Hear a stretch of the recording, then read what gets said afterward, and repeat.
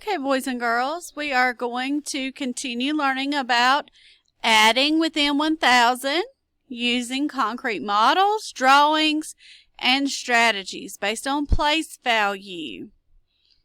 Okay, and today we're going to start adding 3-digit numbers using hundreds, tens, and ones. So we're moving from the 2-digit numbers into the 3-digit numbers. So you're going to need your packet that we've been using for 2 and 3 digits. All right, in that packet, you'll see that there is one that says lesson 6.1. Draw to represent 3-digit addition. All right, we're going to skip this one. You may use this one at home for practice if you need it. This is where you can draw your place value and use your place value blocks to help you identify the number of hundreds, tens, and ones. And if you need to break it down, if you have a 2-digit number in the ones, you can break it down into tens and ones again and find your answer. Okay, so you can use this one at home. So just pass the page up from there. We're going to start on lesson 6.3. At the bottom, you're looking at page 403. 403. It says 3-digit addition, regroup ones. All right, so our essential question today: when do you regroup ones in addition? So let's think about that. When do we normally regroup ones when we are adding? We normally regroup in the ones place when we have what? 10 ones or more. So if you have 2 digits, you have to regroup. All right, now we're going to listen and draw. I'm going to give you a problem from the real world. We're going to draw our base 10 blocks for hundreds, tens, and ones to solve the problem. All right, listen. There were 213 people at the show on Friday and 156 people at the show on Saturday. How many people were at the show on the 2 nights? There were 213 people at the show on Friday. So over to the side, I'm just going to write 213 small so I can go back and make my blocks. And 156 people. Sparrows needs to get a new marker. At the show on Saturday. How many people were at the show on the 2 nights? So if it's talking about the 2 nights together, we're going to do what? We are going to add, put it together. All right, so let me draw. All right, 213, boys and girls, how many hundreds? 2. All right, 213, how many tens? 1. And how many ones? 3.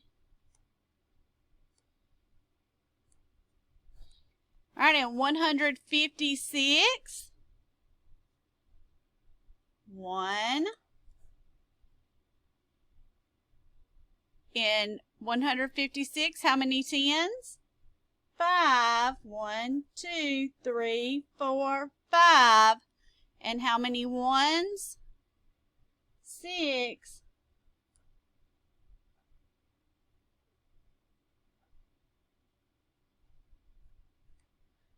All right, if we want to know how many in all, what are we going to do? We're going to add it. So let's put it all together. All right, let's add. 1, 2, 3, 4, 5, 6, 7, 8, 9. How many? 9 ones. Let's put together our groups of 10. 1, 2, 3, 4, 5, 6. 6 tens. Let's put our hundreds together. 1, 2, 3. 3 hundreds. What's our answer? 369. 369 people at the shows.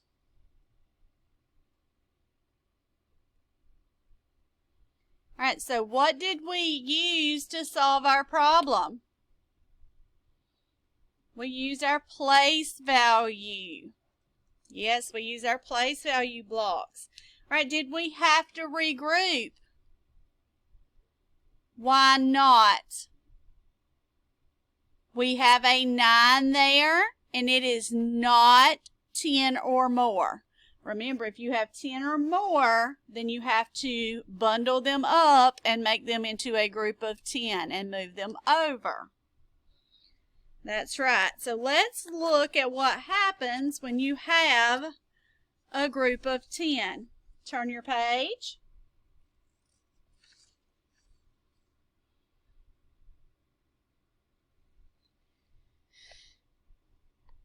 All right, we have a problem. 246 plus 117. All right, here we have it modeled. 246, 2 hundreds, 4 tens, and 6 ones. 117 is 100, 1 10, and 7 ones. We always start by adding our ones. So when we put our ones together, we get 13. 13 is 1 10 and 3 ones. I show 13 by putting my 1 10 in the tens column and my 3 ones in the ones column. All right, step 2 shows you adding your tens column. Now I have to add 1 plus 4 plus 1. So 1 plus 4 is 5. 5 plus 1 more equals 6. That's right. So we just add them up. And then we go to our hundreds column. So step 3 shows adding your hundreds. So 2 plus 1 equals 3. Your answer is 363. 363. So it's very much like adding 2-digit numbers. We're at just adding an extra place value. All right, let's share it together and show our work. All right, if we need to draw the base 10 blocks, we may draw them out to the side, or you may get a piece of paper to draw them to the side. Or you can use the ones provided in your kit. All right, 8 plus 4 is 12. I write 12 as 1 10 and 2 ones. always goes to the tens place first. Tens, ones. Now I add my tens. 1 plus 2 equals 3. 3 plus 3 equals 6. Now I can go to my hundreds column. 3 plus 1 equals 4. So our answer is 462.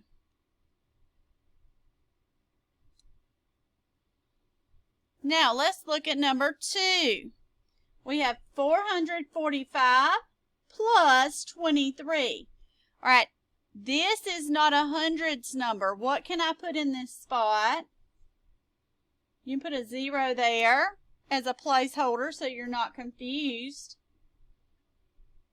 All right, 5 plus 3.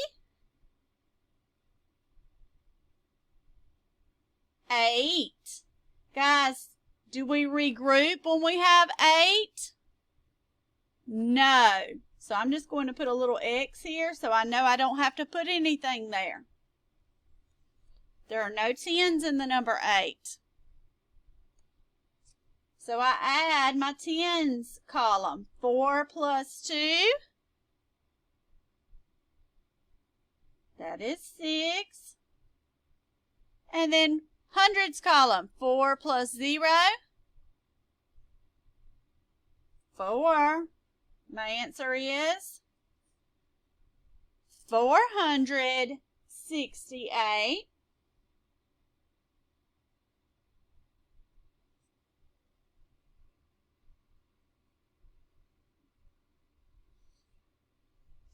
All right, when you're ready, let's look at the next page. All right, it says on your own. We're going to work on the top 2 together, and then you're going to do some practice. All right, let's work on this first one together. All right, 6 plus 3 equals 9. Do you need to regroup? No. Okay, I want you to finish this problem by yourself. Press play when you're ready to check your work. Okay, let's check your work. We said that 6 plus 3 does equal 9, and that you don't need to regroup. It has to be 10 or more. Now we add the tens place. 2 plus 0 is 2.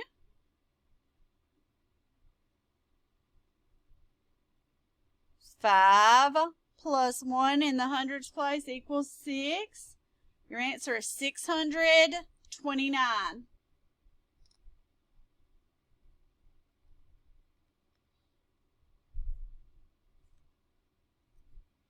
All right, I want you to try number 4 by yourself.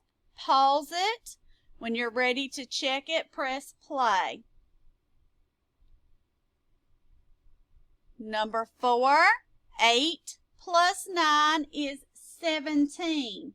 17 is 1 10 and 7 ones. One more time. 1 10 and 7 ones. Make sure you're going to the tens column. Now we can add our tens. 1 plus 4 equals 5. 5 plus 1 more is 6. And then we have 3 plus, there's nothing there. 3 plus 0 equals 3. Your answer is 367. Okay, you're going to do some practice on your own. I want to see what you can do. All right, you do 5, 6, 7, 8. Number 9. All right, this is a math on the spot. This is math on the spot here with Jeannie. I have the link to this video. I want you to try to do the problem first. After you attempt the problem, then you can listen to Jeannie and the professor show you how they solve the problem. So listen. On Thursday, there were 326 visitors at the zoo. There were 200 more visitors at the zoo on Friday than on Thursday. How many visitors were at the zoo on both days? Listen again. There's 2 steps you have to do in this problem. On Thursday, there were 326 visitors at the zoo. There were 200 more visitors at the zoo on Friday than on Thursday. How many visitors were at the zoo on both days? Try the problem first, and then you can click on the link in our lesson to check your work. All right, after you finish 5 through 9, you may get on reflex and practice your math facts because we have to know them quickly to be able to do these problems. We will check this work tomorrow in class, so you can leave your packet open to this page. All right, do your best work.